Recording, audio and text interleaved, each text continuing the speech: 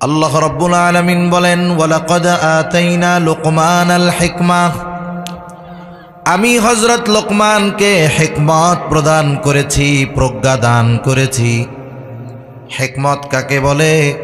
মুফাসসিরিনে কেরাম বলেন, হিকমত হলো দ্বীনের বুঝ, সত্য মিথ্যা পার্থক্য করার যোগ্যতা, স্বপ্নের সুনির্দিষ্ট এবং সঠিক ব্যাখ্যা জানা, এই ধরনের কিছু গুণের সমন্বয়কে বলা হয় হিকমত। আল্লাহ রাব্বুল আলামিন বলেন, আমি হযরত লোকমানকে হিকমত প্রদান করেছি। হিকমত, হযরত লোকমান কেমন হিকমতওয়ালা মানুষ ছিলেন, তৎকালীন সময়ে গোটা আরবে হযরত লোকমান কেমন হিকমতওয়ালা মানুষ ছিলেন, তৎকালীন সময়ে গোটা আরবে ওনার হিকমতপূর্ণ কথা আর কর্মের ব্যাপারে মানুষ অবগত ছিল। হযরত লোকমান জীবনের প্রারম্ভে, জীবনের শুরুতেই এমন খ্যাতি সুখ্যাতি অর্জন করেন নাই। জীবনের শুরুতে তিনি একজন রাখাল ছিলেন। তিনি একটা লোকের ছাগল লালন পালন করতেন। ওই লোকটা একদিন আসার পরে বলতেছে, ও লোকমান, তুমি আমার জন্য একটা ছাগল জবাই করবা, আর ছাগলের সর্বোৎকৃষ্ট অংশ তুমি আমার সামনে আনবা। হযরত লোকমান একটা ছাগল জবাই করবার পর ছাগলের জিহ্বা আর হৃৎপিণ্ড, এই দুটো অংশ নিয়ে মালিকের সামনে হাজির। মালিককে বলল, মালিক, এটা হলো সর্ব উৎকৃষ্ট অংশ। এইবার মালিক বললেন, লোকমান, যাও আর একটা ছাগল জবাই করো, আর ছাগলের সবচাইতে নিকৃষ্ট অংশ আমার সামনে হাজির করো। হযরত লোকমান এবার আর একটা ছাগল জবাই করলেন। ছাগলটা জবাই করবার পর হযরত লোকমান আবার ছাগলের জিহ্বা আর হৃৎপিণ্ড নিয়ে মালিকের সামনে হাজির। সর্ব উৎকৃষ্ট অংশ আনতে বলছে, এই দুইটা আনছে। সবচাইতে নিকৃষ্ট অংশ আনতে বলেছে, এই দুটোই আনছে। মালিক এবার একটু রাগ হয়ে গেল। মালিক বলে, লোকমান, তুমি কি আমার সাথে মজা করো নাকি, মস্করা করো নাকি? তোমাকে সর্ব উৎকৃষ্ট অংশ আনতে বলেছি, এই দুইটা আনলা।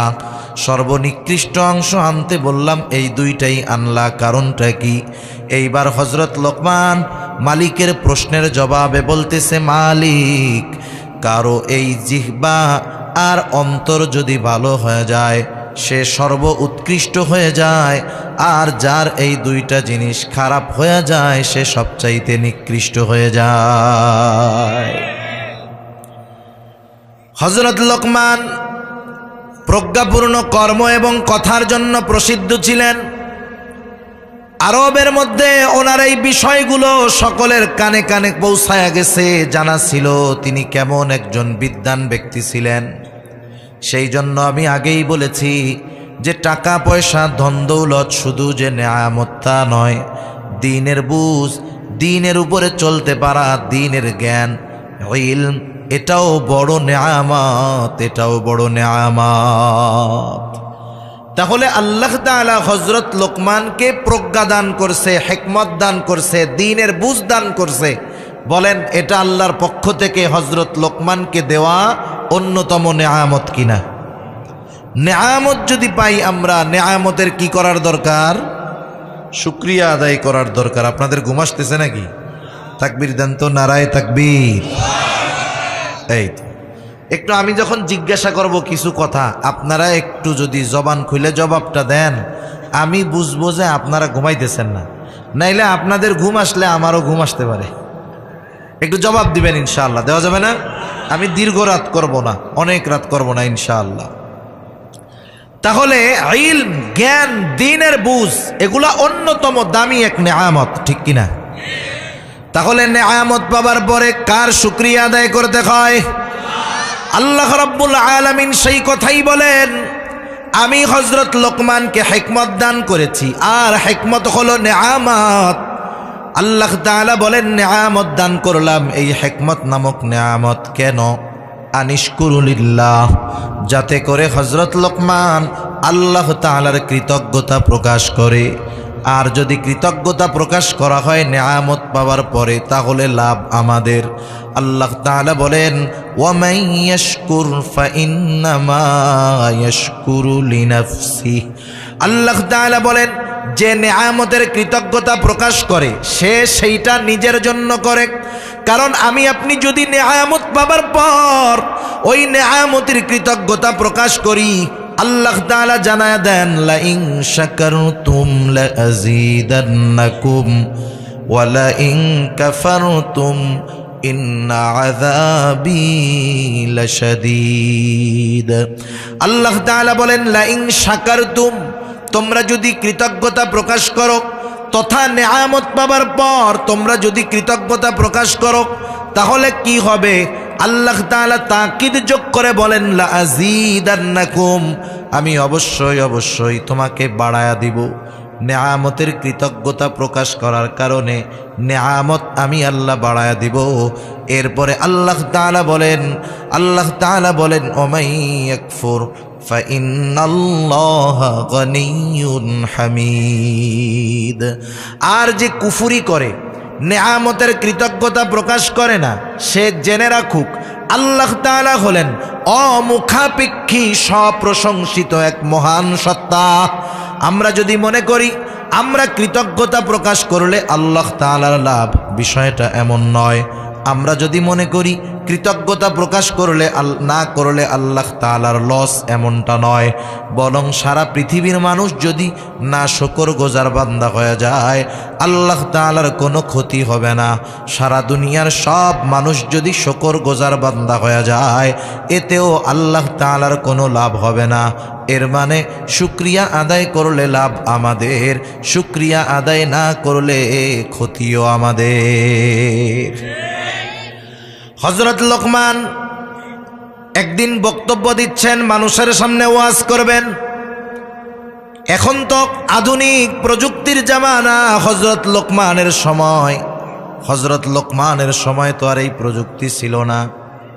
দাউদ আলাইহিস সালামের নবুয়ত পর্যন্ত হযরত লোকমান তৎকালীন সময়ে মানুষদের মাঝে বয়ান করতেন, মাসলা মাসাইল বর্ণনা করতেন। পৃথিবীর বিভিন্ন প্রান্ত থেকে, বিভিন্ন দেশ থেকে হযরত লোকমানের কাছে দ্বীনি নসিহতগুলো শ্রবণ করার জন্য মানুষেরা আসতো। হযরত লোকমানের সামনে মানুষে ভরপুর, উনি মানুষের উদ্দেশ্যে নসিহত করবে। হঠাৎ করে একটা লোক দাঁড়ায় বলে, ও লোকমান, তুমি ওয়াজ করবার পূর্বে আপনার কাছে আমার একটা বিষয় জানার আছে। এইবার লোকটা হযরত লোকমানকে প্রশ্ন করতেছে যে আপনি কি সেই লোকমান নাকি যেই লোকমান একটা সময় আমার সাথে জঙ্গলের মধ্যে ছাগল চড়াইতো? আপনি কি সেই লোকমান নাকি?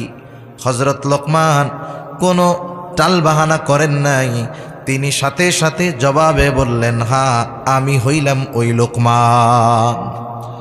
এই কথাটা আমি কেন বলতেছি? একটা জিনিস বোঝানোর জন্য, যে আমাদের দেশে অনেক মানুষ আছে, সব জায়গায় কম বেশি আছে। আজ থেকে হয়তো 20, 25, 30 বছর আগে তার খাবার কোনো কিছুই ছিল না।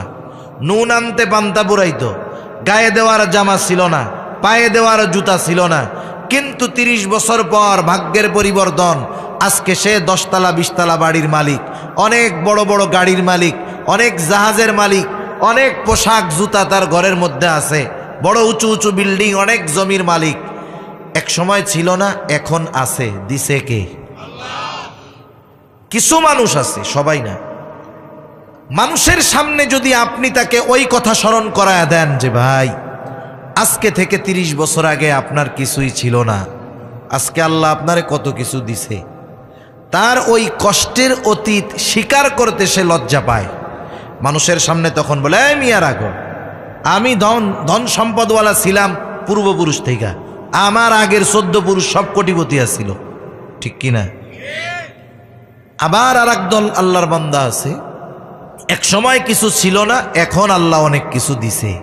আপনি যত মানুষের সামনে হোক না কেন, যদি তাকে বলেন যে ভাই, এক সময় তো আপনার কিছু ছিল না, আল্লাহ তাআলা আজকে আপনারে অনেক কিছু দিছে, তখন দেখবেন ওই লোক অহংকার করবে না, বরং সে আল্লাহ তাআলার কৃতজ্ঞতা প্রকাশ করে অতীতের কথা স্বীকার করে বলবে, হ্যাঁ ভাই, এক সময় আমার কিছু ছিল না, পায়ে দেওয়ার জুতা ছিল না, খাওয়ার কিছুই ছিল না, বাড়িও ছিল না, গাড়ি তো কল্পনাও করি নাই, কিন্তু আল্লাহ তাআলা ওই অবস্থা থেকে আজকে আমাকে অনেক কিছু দিয়েছে, আলহামদুলিল্লাহ।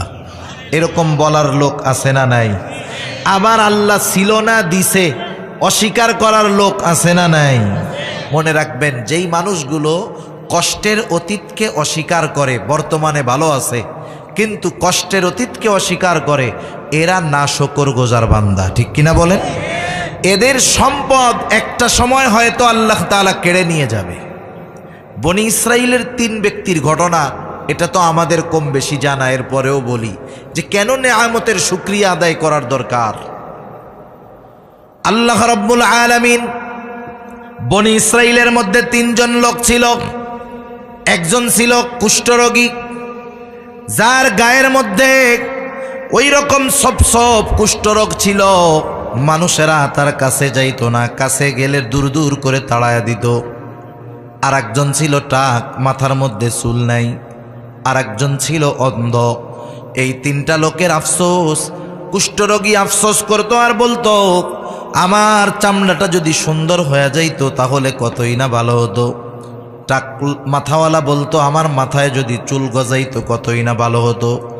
অন্ধ যিনি, তিনি বলতেন, আমি যদি দৃষ্টিশক্তি ফিরে পাইতাম কতই না ভালো হতো। আল্লাহ তাআলা এই 3 ব্যক্তিকে পরীক্ষা করতে চাইলেন। একজন ফিরিস্তাকে তাদের কাছে পাঠায়া দিলেন, ফিরিস্তাকে পাঠায়া দিলেন পরীক্ষার জন্য। এইবার ওই কুষ্ঠরোগীর কাছে এসে ওই ফিরিস্তা মানব রূপে এসে বলতেছে, কি ব্যাপার, তোমার কি মন চায়?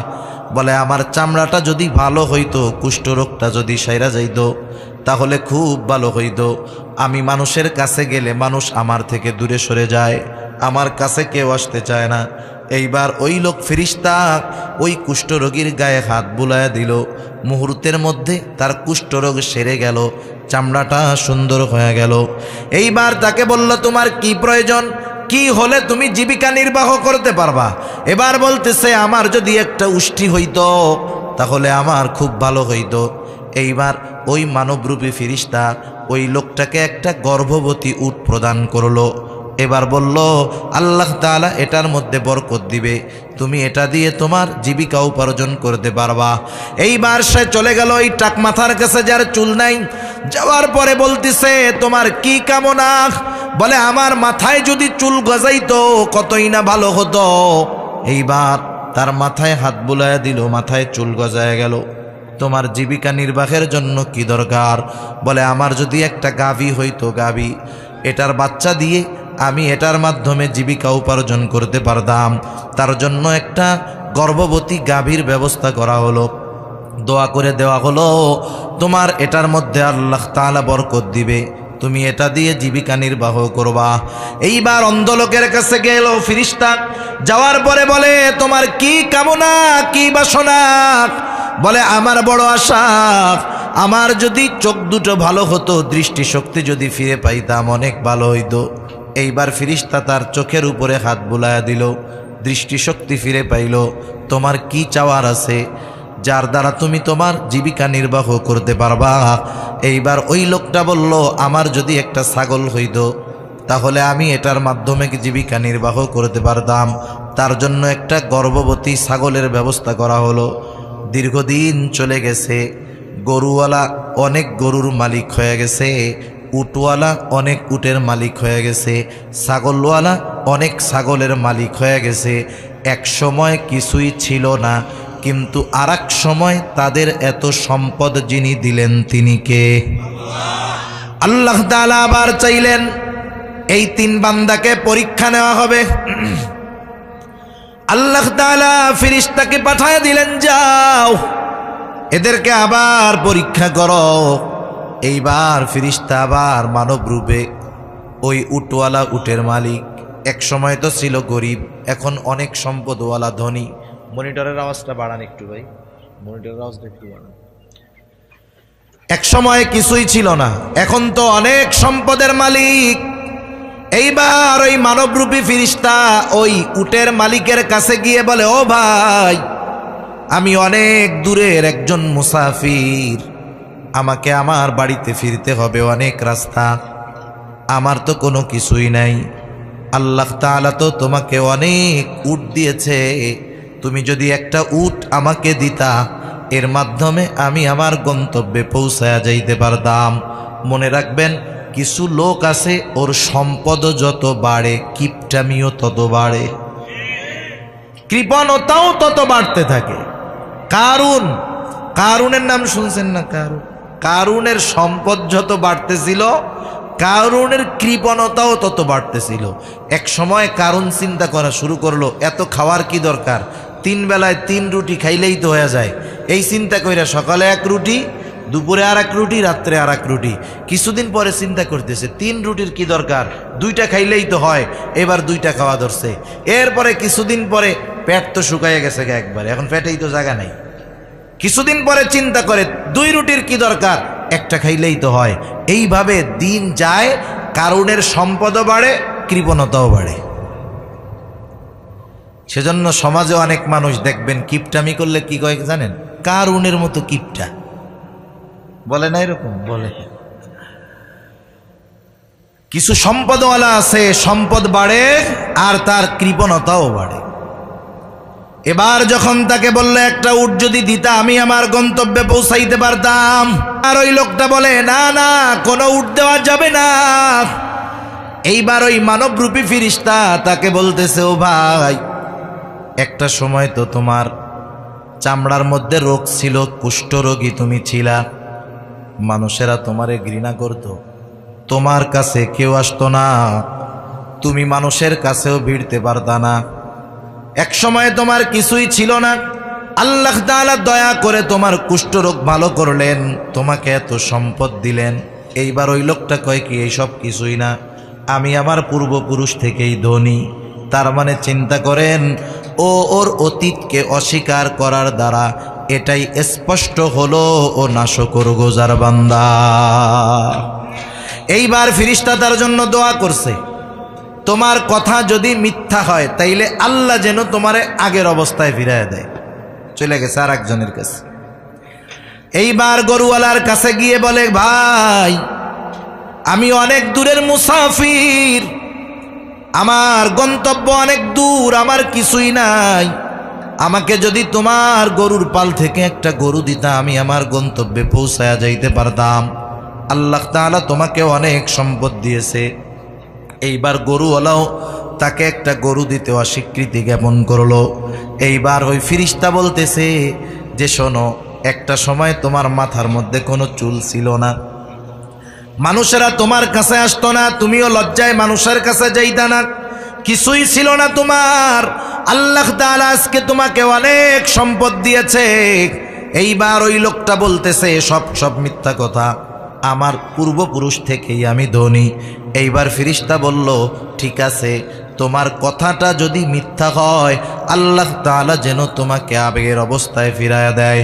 এইবার তৃতীয় জনের কাছে গেছে, অন্ধ, তার কাছে গিয়ে বলে, ভাই, আমি একজন মুসাফির, অনেক দূর আমার গন্তব্য, তুমি যদি আমাকে একটা ছাগল দিতা তাহলে আমি ওটার মাধ্যমে আমি আমার গন্তব্যে পৌঁছায় যাইতে পারতাম।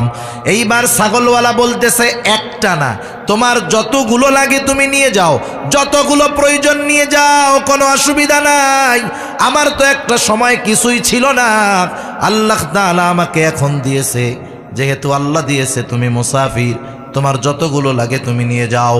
এইবার ওই মানবরূপী ফিরিস্তাটা বলতেছে, আমার কিছুই দরকার নাই, আল্লাহ তাআলা আমাকে তোমাদের এই 3 জনের পরীক্ষা নেওয়ার জন্য পাঠাইছে।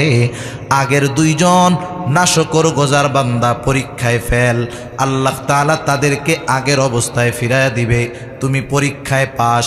তাহলে দেখেন, যে কথা বোঝানোর জন্য বললাম, সমাজে অনেক মানুষ আছে সে তার কষ্টের অতীতকে অস্বীকার করে, এরা হলো নাশকরগুজার বান্দা। আর অনেক মানুষ আছে কষ্টের অতীতের কথা মনে করায়া দিলে আল্লাহ তাআলার কৃতজ্ঞতা আরো বাড়ায়া দেয়। হযরত লোকমানকে ওই যে লোকটা মানুষের সামনে প্রশ্ন করেছে, ও লোকমান, মনে আছে? ও লোকমান, মানুষের সামনে প্রশ্ন করতেছে, সম্মানিত ব্যক্তি লোকমানকে, তুমি কি সেই লোকমান নাকি যে একটা সময় জঙ্গলে আমার সাথে ছাগল চড়াইতো? হযরত লোকমান কিছুই উল্টাপাল্টা চিন্তা করেন নাই, সাথে সাথে বললেন, হ্যাঁ আমি সেই লোকমান। এইবার লোকটা জিজ্ঞাসা করে, আপনি এত সম্মানিত হওয়ার কারণ কি? হযরত লোকমান কয়েকটা কারণ বর্ণনা করলেন। এর মধ্যে একটা যে তিনি বললেন সত্য কথা বলা, অহেতুক কথাবার্তা থেকে বিরত থাকা, অহেতুক কথাবার্তা থেকে বিরত থাকা, মিথ্যা না বলা, সত্য কথা বলা, এই ধরনের কয়েকটা কারণ উল্লেখ করে তিনি বলেন, এই কারণগুলোর জন্য আল্লাহ তাআলা আমাকে এই রকম সম্মান প্রদান করেছে। এই আয়াতের দ্বারা উদ্দেশ্যটা কি? মুফাসসিরিনে কেরাম বলেন, মূল উদ্দেশ্য হলো হযরত লোকমান যে একজন শুকরগুজার বান্দা ছিলেন, আল্লাহ তাআলা মূলত এই খবরটা আমাদেরকে দিলেন। আল্লাহ তাআলা জানাচ্ছেন কেমন যেন এমন